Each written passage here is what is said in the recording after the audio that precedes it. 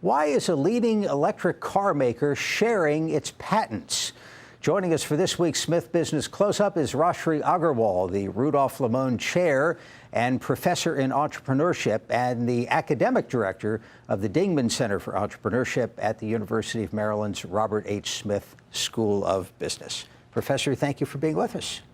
Thank you for having me. People have heard of Tesla, the Yes. big electric car company. What did they do with their patents and why did they do it?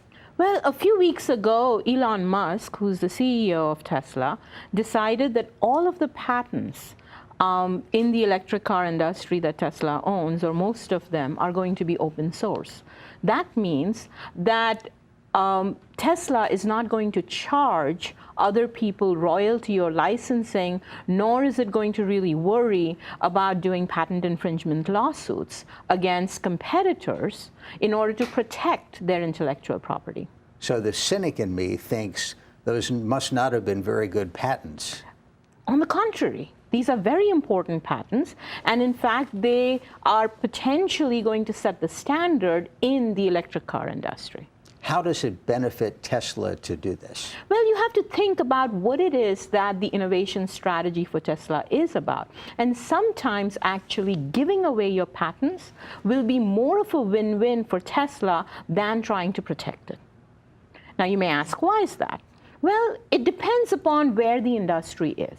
Now, if the industry is mature, as GM and Ford are facing right now, then it makes sense for them to really think about protecting their patents because competitors are very dense out there. There's a dog-eat-dog kind of a context out there, as opposed to the electric car industry, which is very much in its infancy stages. So in the pre-sales takeoff of the industry, which is where electric cars is, it's more important to grow the industry than to compete with your competitors.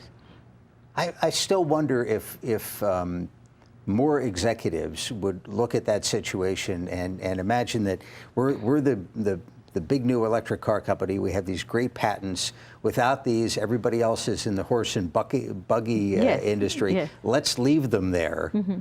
But that's not. Yes, so if you think about it, what is the electric car industry's biggest challenge? Battery. The challenge, battery, yes. And in fact, Tesla has most of the patents on these batteries. If you think about it, Tesla also has the biggest distribution chains. So if you look across all of the major interstates in the United States, Tesla's creating charging stations. Now, wouldn't it be great for Tesla if not only the Tesla cars, but all other electric cars would also use these same charging stations? Having the patents be shared and set the standard in the electric car industry is going to help Tesla. More importantly, it's going to help us consumers. Because what is it that we consumers care about? We care, what are our options? Why are people not buying electric cars right now? That's because the gasoline industry-based cars are right now much cheaper. They have a better distribution structure, and the car companies themselves have invested in this technology. So for the electric car companies to really penetrate in this market, it's not so much about competing against each other, but potentially collaborating with each other so that they can bring more innovation in the industry, which is going to drive prices down, which is going to improve the product quality, and as a result of it, more consumers come in, price gets lower, quality gets better, and the industry takes off. Are there other industries where a similar strategy would make sense? Yes, and in fact, this was precisely a strategy that has occurred in the automobile industry way early in its life stages. So in the 1900s, for instance, there were patents, they were called the Selden patents, for instance. Those patents were used, but there the strategy was not so much about license, they licensed it rather than gave it away for free. Ford himself had to actually contest those patents that came in there, and as a result of that, there was this huge 10 to 15-year fight. Ford ultimately won. Those patents were not held up as being too broad a scope, and as a result, the industry then consolidated. But you can contrast what Tesla did with what the initial automobile industry itself did, and I think that Tesla is doing something really smart. Do we expect to see Apple Computer giving away its patents anytime soon? Well, recently Google and Apple both decided that they were not going to file lawsuits against each other anymore. So they did a cross-licensing deal? No, in fact, it's quite the contrary. It's very interesting. It's not, notice that Tesla is not giving away its patents as in saying, oh, we're going to innovate, but we're not going to patent. They are going to patent. They're going to maintain the intellectual property rights.